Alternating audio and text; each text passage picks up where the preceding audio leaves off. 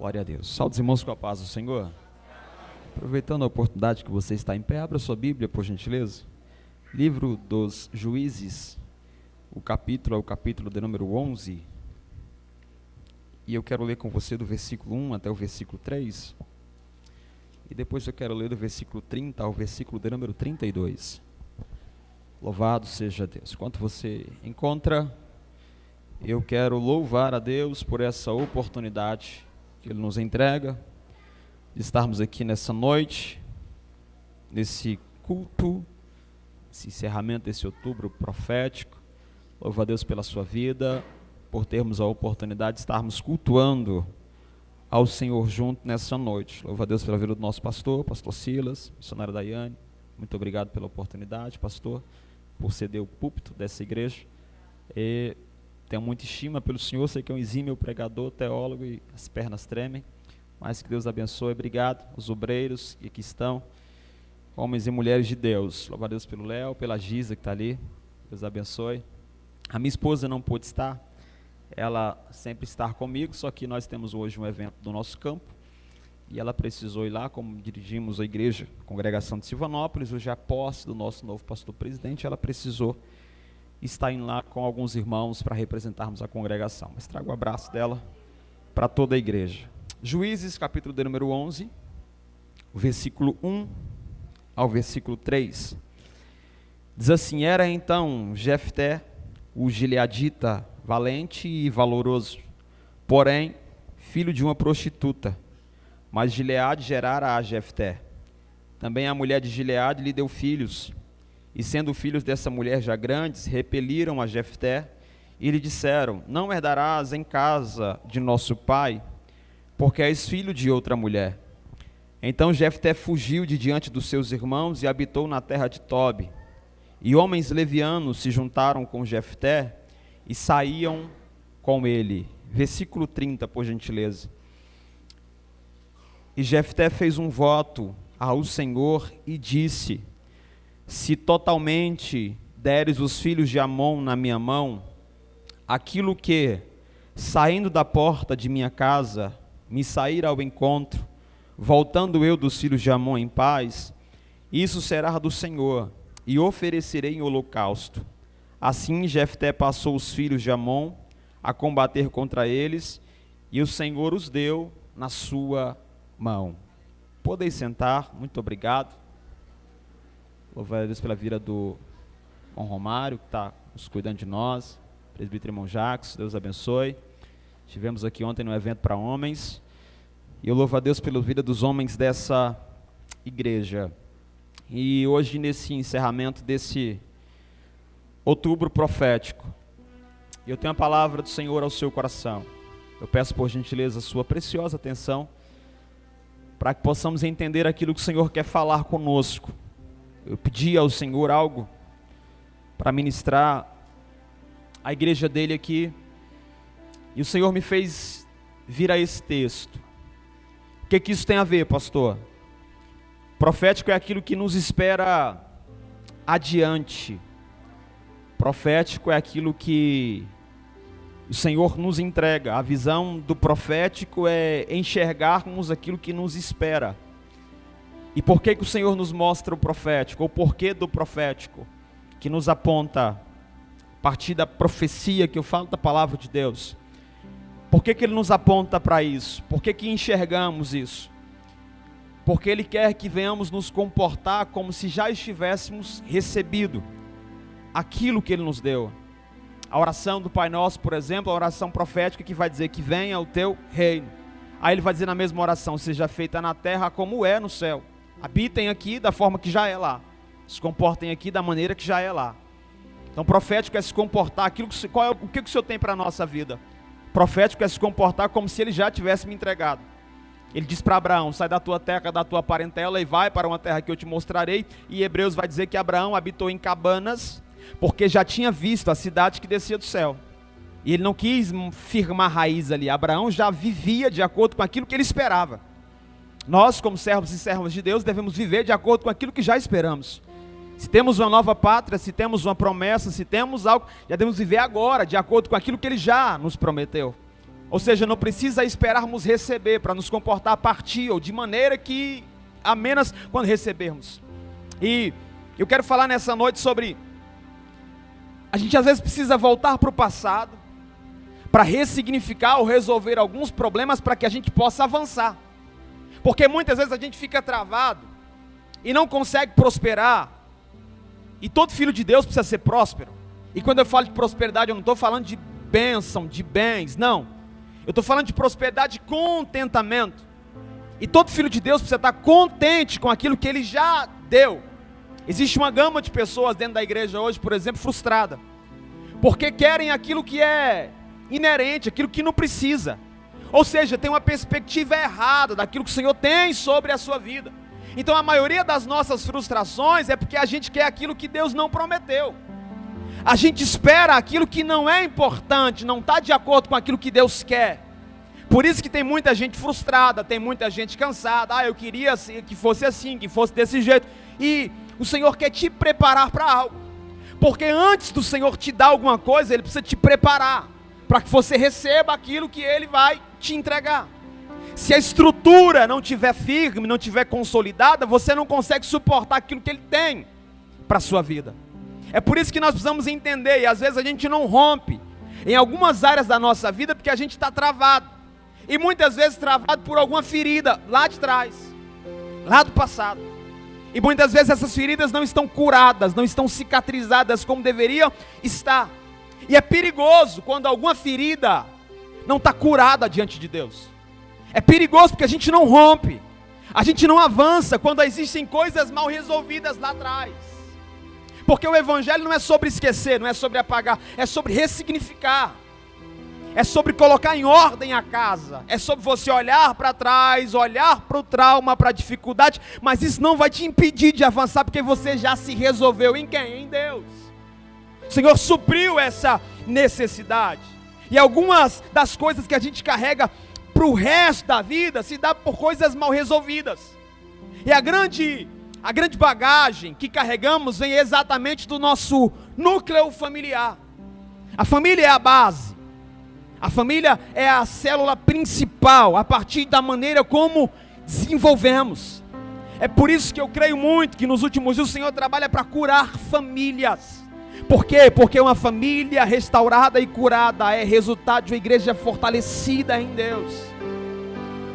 O Senhor quer nos trabalhar, o Senhor quer trabalhar em nós no mais íntimo dos nossos relacionamentos, que é exatamente o relacionamento familiar. Porque a bênção do Senhor é uma bênção profética para famílias. Você já leu Malaquias capítulo 4, versículo 16, e ele vai dizer o seguinte, olha, e ele converterá o coração dos pais aos filhos e dos filhos aos pais. Ou seja, uma bênção profética familiar.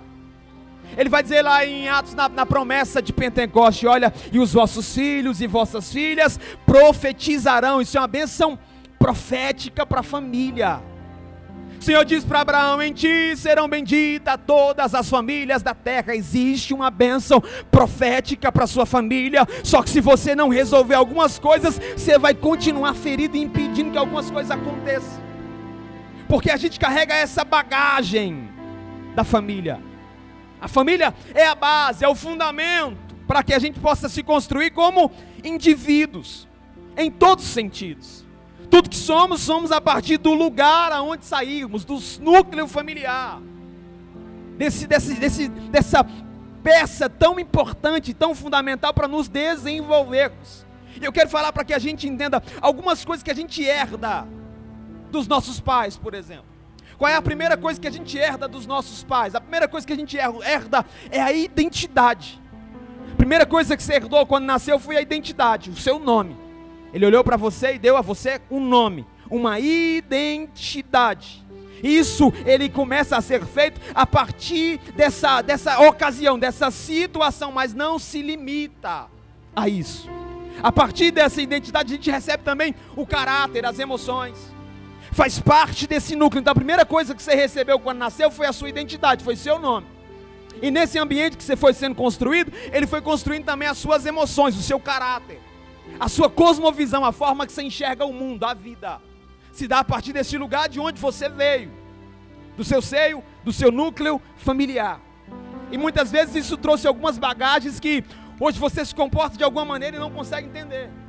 Algumas feridas que não foram curadas, e o Senhor nos trouxe aqui nessa noite para curar algumas feridas lá de trás, lá do passado, e dizer que Ele tem uma história para você, para os seus filhos, para os filhos dos seus filhos, para gerações a partir de você. Ele tem uma bênção profética sobre você.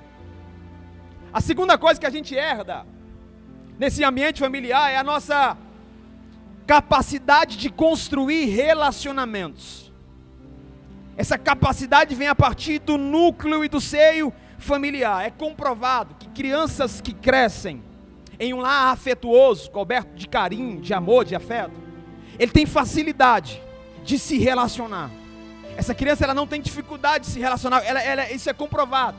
Isso é comprovado cientificamente. Então, crianças que crescem nesse ambiente, elas não têm dificuldade, elas têm um senso de segurança. Elas são crianças que vivem uma afirmação, elas se comportam de maneira diferente, ela conversa com alguém olhando nos olhos. Ela tem uma segurança em si, porque é o núcleo familiar que gera para qualquer indivíduo essa segurança. Ela tem ousadia, ela fala, ela é desinibida. Em contrapartida, pessoas que foram marcadas por abandono, pessoas que foram marcadas por rejeição, pessoas que foram marcadas por injustiça, elas desenvolvem traços de insegurança. Ela não consegue confiar em outra pessoa. Ela tem dificuldade de ter um relacionamento, ou de adquirir um relacionamento.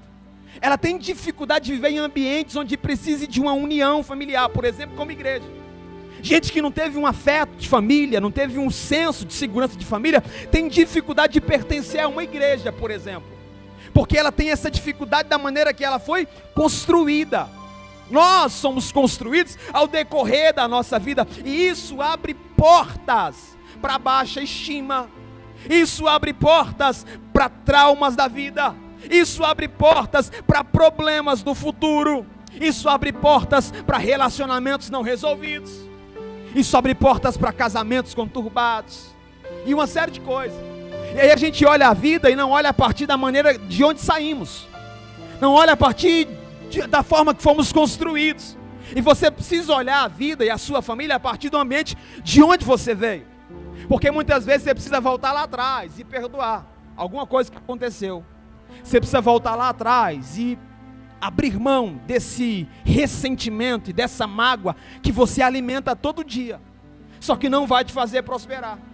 Só que vai gerar uma série de consequências, quem sabe nos teus filhos. Tem gerado uma série de consequências, quem sabe no teu casamento, no teu relacionamento.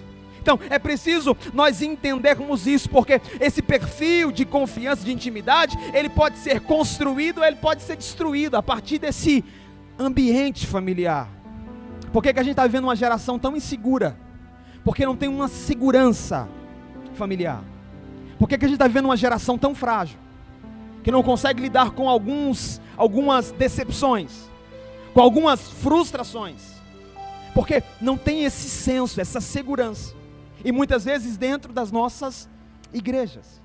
Eu faço atendimento de capelania escolar nas escolas do município que pastoreamos. E a maioria de crianças que se mutilam, a maioria de crianças que tem dificuldade de relacionamento, de aprendizado, qualquer professor sabe disso. A base familiar dele é um desastre. A estrutura familiar dele é um desastre. E ele é construído a partir disso. Isso gera sérios problemas na vida dele. Então, a primeira coisa que a gente herda desse núcleo familiar é a nossa identidade. A segunda coisa que a gente herda é a capacidade de construir relacionamento. Tem gente que é fechado demais. Tem gente que é difícil, tem dificuldade de se abrir, de se relacionar, porque ele foi construído nesse ambiente muitas vezes tóxico. E a terceira coisa, para a gente entrarmos no texto aqui, para que você entenda aonde quero chegar, que a gente recebe da nossa base familiar é exatamente a herança.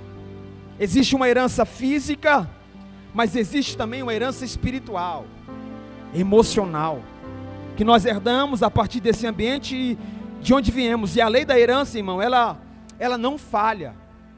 Ela é uma das mais importantes leis que contidas na Bíblia Sagrada, e ela desencadeia bênção ou ela desencadeia maldição sobre a nossa vida.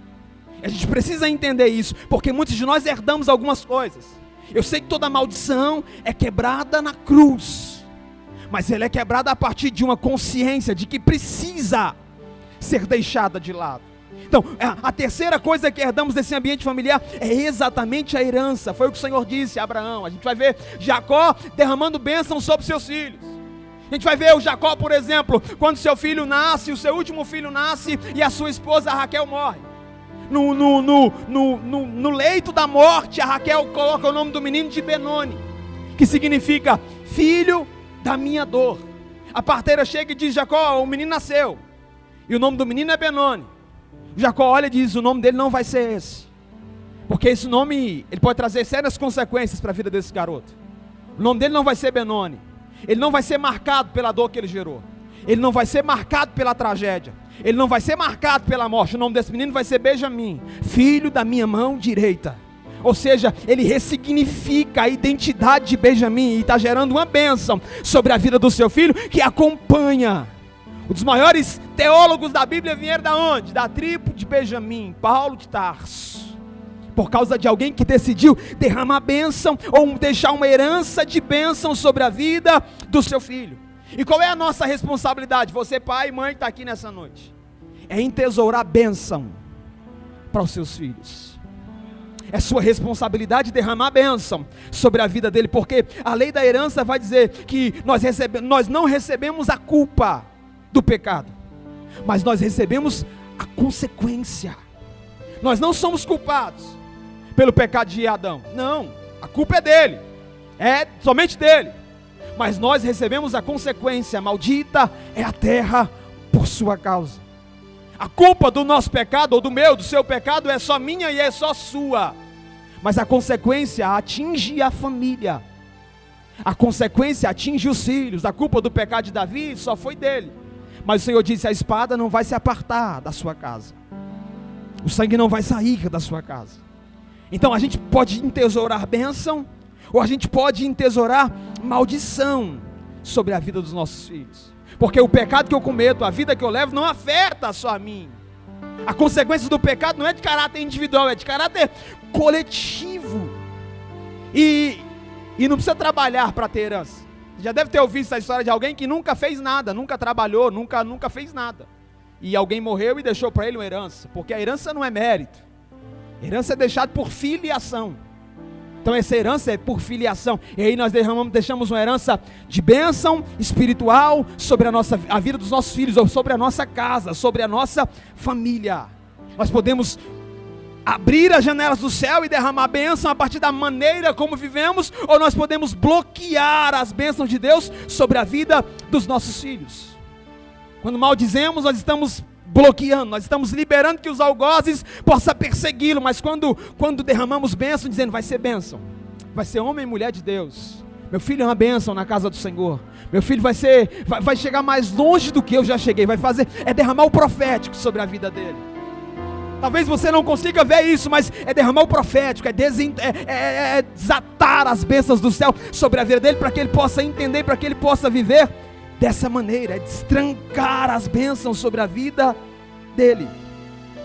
Mas vamos lá, para nós entendermos aqui, por que eu li o texto de Juízes, capítulo de número 11, no versículo 1, vai trazer a história de um homem chamado Jefté. E por que eu falei toda essa introdução? Para que você entendesse, para que você compreendesse aonde eu quero chegar. Jefté, o texto vai dizer que ele é um homem gileadita, valente, valoroso. Ele tem algumas qualidades. Ele é alguém que carrega essas qualidades, e a Bíblia faz questão de dizer isso para ele. Só que o texto também diz que ele é filho de uma prostituta. E é isso que traz a marca, a ferida sobre a vida de Jefté. Isso traz uma séria consequência. Parece que o pai de Jefté tem um caso extraconjugal. Jefté nasce, e ele é marcado como fora dessa aliança. Essa aliança, essa união extraconjugal fora da aliança, traz uma ferida dentro de Jefté. E qual é o problema, pastor? O problema é que ele leva isso para a vida. O problema é que isso coloca em risco a família dele. O problema é que isso coloca em risco as pessoas que estão ao redor dele. Jefté faz uma promessa que coloca a sua casa em risco, porque ele está ferido, e ele quer provar alguma coisa para alguém, porque gente ferida tem questão, ou faz questão de provar alguma coisa para alguém. Nesse capítulo 1, no versículo 1, 2 e 3, tem uma radiografia da alma de Jefté, e aqui revela o porquê que ele está tão focado daquela vitória contra os amonitas. Por que Jefté está tão com vontade de vencer ao ponto de fazer qualquer coisa? Porque a ferida em Jefté faz com que ele queira provar alguma coisa para alguém. E esse é o problema quando a gente está ferido. A gente quer provar alguma coisa para alguém. E a questão não é provar. A questão é assumir qualquer risco para isso. Porque ser filho de uma prostituta passa a ser o referencial de Jefté. Passa a ser a forma como ele é conhecido. Não é normal na Bíblia alguém ser conhecido a partir dessa nomenclatura, mas parece que isso toca a alma dele. Parece que isso gera, ou isso incomoda Jefté. E esse versículo aqui vai expor exatamente isso. Ele é valente, ele é valoroso, ele é da cidade de Gileade, mas porém, filho de uma prostituta. O problema é que a gente só olha para o lado negativo. O problema é que Deus nos deu uma casa, Deus nos deu uma família, Deus nos deu a oportunidade de estarmos aqui, Deus nos deu a oportunidade de servirmos a Ele, Ele está nos dando a oportunidade de servirmos e tivermos alegria na casa dEle, mas a gente está sempre olhando para aquela ferida que nunca foi estancada, e o problema é que a gente leva ela para a vida e ela traz consequências para dentro da nossa casa. Talvez a sua ferida tenha sido lá na sua família, lá nos seus avós, nos seus pais, eu não sei. Talvez a sua ferida foi alguém que abusou de você, foi alguém que fez aquilo que não deveria fazer, foi alguém que cometeu sérias coisas contra você, e isso te feriu, e tem impedido você de avançar, tem impedido você de viver um tempo novo na presença de Deus. Jefté, ele é resultado de um relacionamento extraconjugal. O pai de Jefté provavelmente teve esse relacionamento, ele nasce.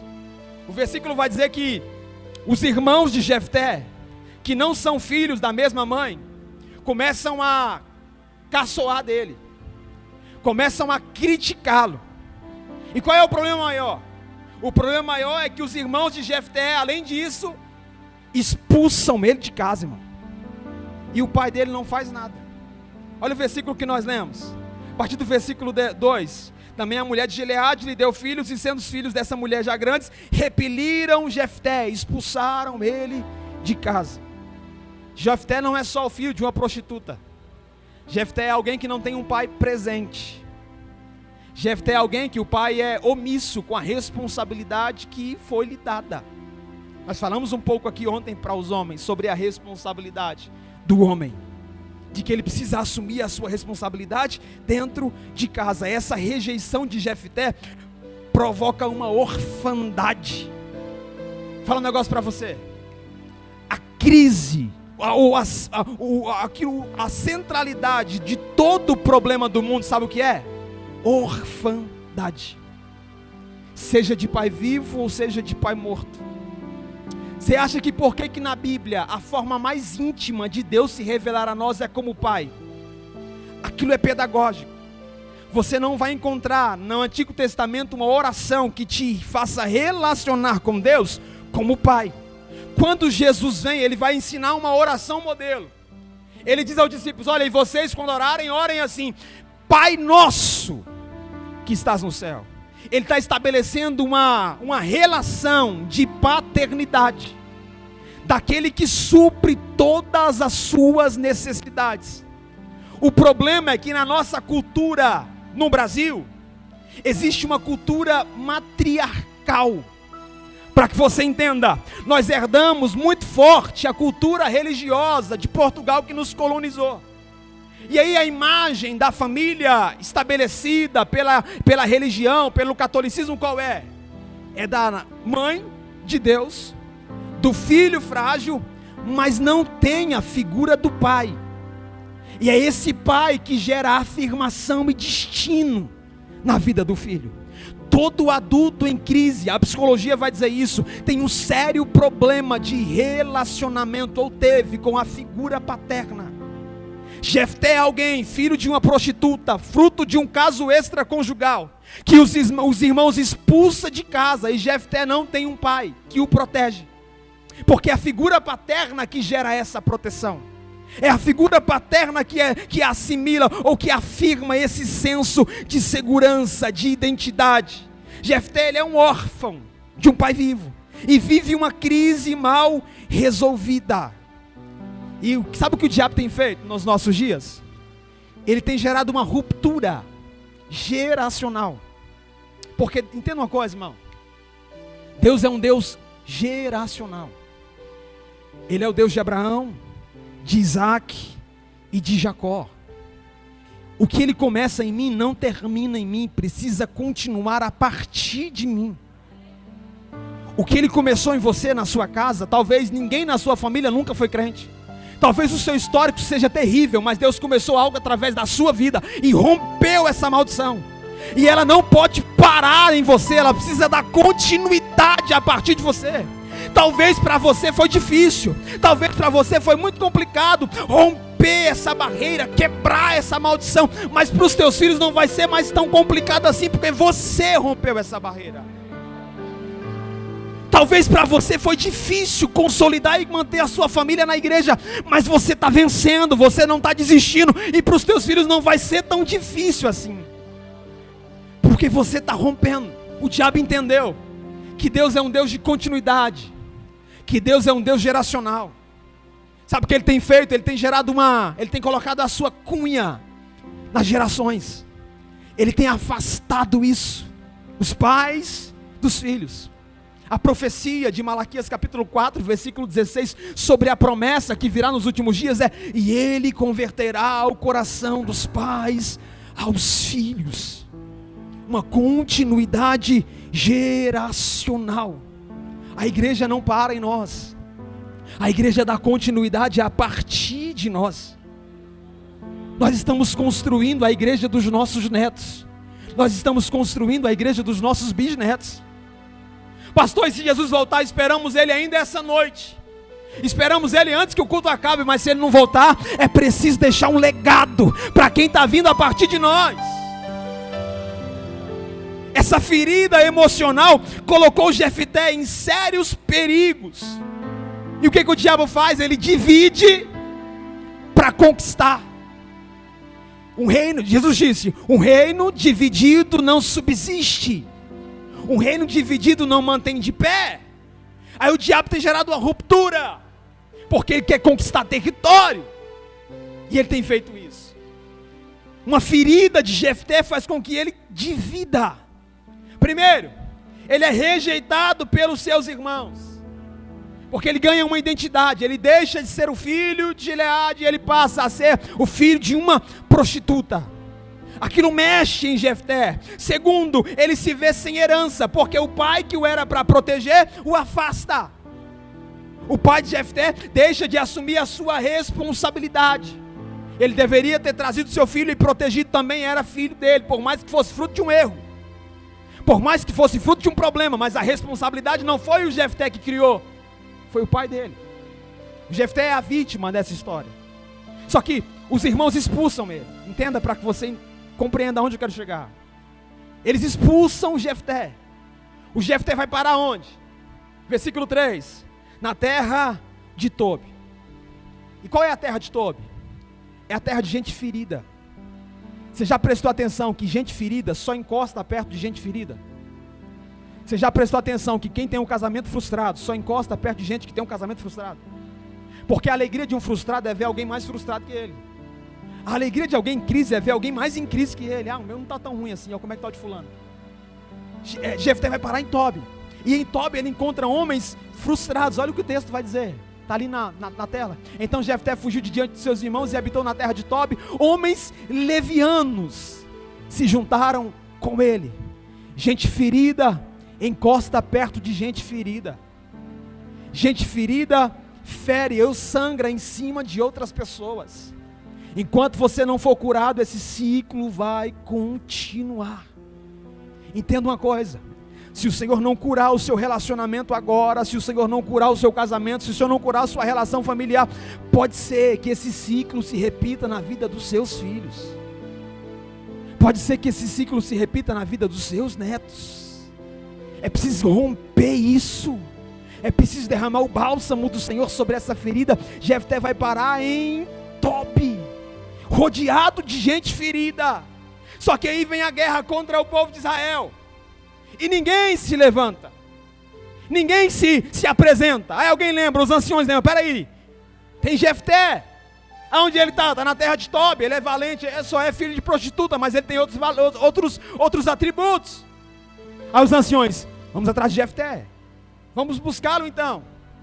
Aí Jefté, encontram ele: ó Jefté, a gente precisa de alguém no seu perfil e no seu padrão, para que possa enfrentar os amonitas. E aí você topa? Mas e a forma que vocês me viam? A forma que vocês me enxergavam? Não, Jefté, esquece isso, rapaz, a gente está precisando de você.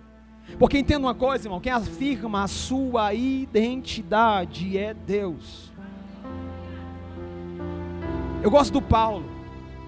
2 Coríntios capítulo 4, 1 Coríntios capítulo 4, se eu não me engano. Paulo vai, a 2 Coríntios, ele vai fazer uma carta de apresentação. É a carta mais íntima de Paulo. Ele manda a igreja de Corinto. Ele fala: olha, eu não vou ser aquilo que vocês querem que eu seja. Eu não sou isso. Também eu não sou aquilo que eu penso, porque o meu ego, ele é inflamado. Eu tenho problemas, todo ser humano tem. Eu sou aquilo que Deus pensa ao meu respeito. Então você não é aquilo que o mundo diz que você é. Você também não é aquilo que você acha que é, porque a gente é vaidoso. Nós somos aquilo que Deus já determinou sobre a nossa vida. O problema é que a gente insiste em querer provar alguma coisa para alguém. Você não precisa. Você precisa agradar ao Senhor. A gente, quando está ferido, a gente quer a aprovação. A gente quer alguém que bata a palma, que aplauda a gente. Não. A gente quer alguém que aprove a gente. Você não precisa disso. Porque isso vai te levar a trilhar caminhos perigosos. Isso vai te levar a fazer qualquer coisa pelo resultado. E eu sempre falo aos líderes da nossa igreja: não faça pelo resultado, faça pelo propósito. Porque se o que nos impulsiona é só o resultado, quando o resultado não vem, a gente abandona, a gente abre mão, a gente desiste. Mas quando você faz pelo propósito, independente do resultado, se ele for visível ou não, o Senhor entende e compreende todas as coisas. Mas eles vão atrás de Jefté. Jefté diz: pois bem, eu vou para a batalha. Só que o Jefté está tão desejoso em provar alguma coisa para alguém. O Jefté está tão querendo a aprovação ele saiu de casa como filho da prostituta. Ele não foi protegido pelo pai. Ele tem uma ferida dentro dele que não foi curada. Ele vai fazer uma oração que é a oração mais terrível, talvez, da Bíblia.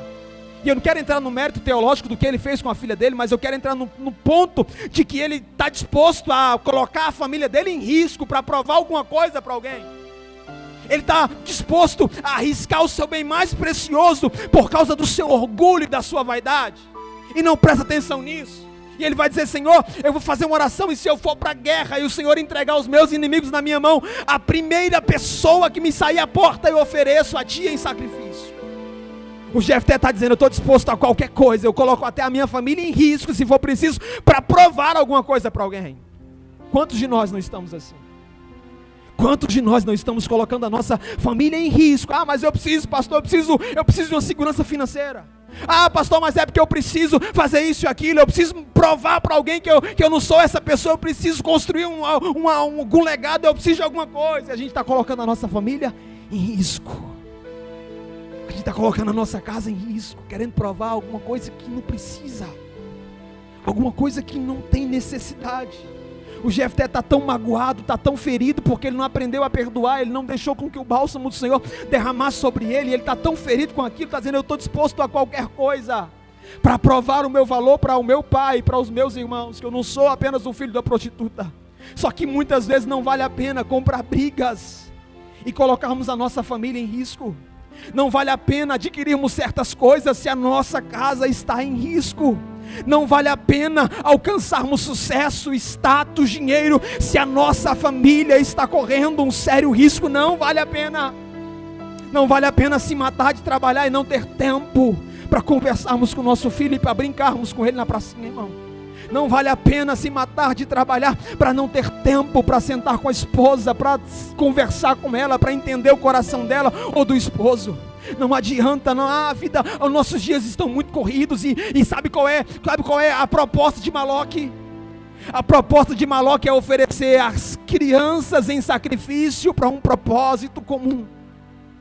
Maloque hoje talvez não esteja em uma praça pública recebendo crianças, mas a cultura do mundo hoje é: matem as crianças. A gente como igreja é totalmente contra o aborto e deveremos ser. Mas quantos de nós não estamos nos importando em cuidar dos nossos filhos, ensiná-los a amarem Jesus? Porque a gente está terceirizando a nossa responsabilidade. A gente está entregando nossos filhos ao Maloque da internet, ao celular, as coisas deste mundo. A gente está disposto a qualquer coisa, porque na era digital o que importa não é o quem eu sou, é o que eu tenho. Na era digital não importa, não é o meu caráter, não é a minha identidade, importa é qual é o carro que eu ando, qual o celular que eu tenho, qual é a casa que eu tenho. A gente está invertendo os valores, porque existem feridas que não foram saradas, existem feridas que não foram curadas. Talvez o Jefté pensou, é por uma causa boa. Talvez ele nunca imaginou, no pior dos seus sonhos, que seria a sua filha que sairia à porta naquele dia. Ele vai para a batalha, ele vence a guerra e ele volta com a faca no dente, com sangue no olho, dizendo: eu venci, agora eu vou provar para eles o meu valor. Mas quando ele chega em casa, quem ele sai à porta? A sua única filha. Não quero entrar no mérito da teologia do que aconteceu aqui, mas Jefté está disposto a colocar em risco a sua descendência por causa de um trauma e de uma ferida. Jefté está disposto a colocar em risco os seus filhos por causa de um problema mal resolvido lá no passado. Pastor de igreja, pela misericórdia de Deus, eu atendo semanalmente casais, conflitos familiares, eu sei que todo relacionamento tem conflitos, mas o nosso maior problema é que a gente não está se importando com o tamanho do sacrifício para manter o nosso ego e o nosso orgulho lá em cima. O problema é que a gente não está se importando com o sacrifício que estamos fazendo para que a nossa vaidade fique aflorada. Existe uma bênção profética sobre a sua casa, sobre a sua filha, sobre os seus filhos, sobre os seus netos, mas alguma coisa precisa ser consertada aí dentro, dizendo: eu não preciso provar nada para ninguém, eu preciso construir o legado a partir daquilo que o Senhor Deus me deu, que é a minha casa. Eu falei aqui ontem e eu volto a repetir, eu creio que o avivamento que o Senhor vai derramar sobre nós nos últimos dias, ele vai começar dentro das nossas casas.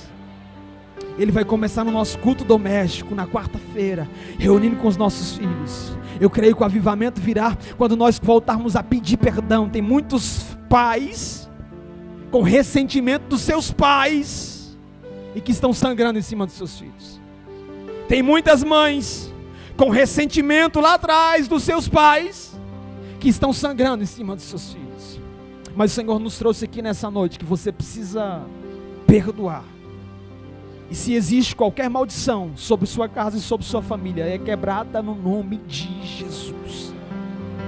Se existe qualquer palavra contrária sobre a sua família, nessa noite é quebrado no nome de Jesus. Você pode se colocar de pé em nome de Jesus.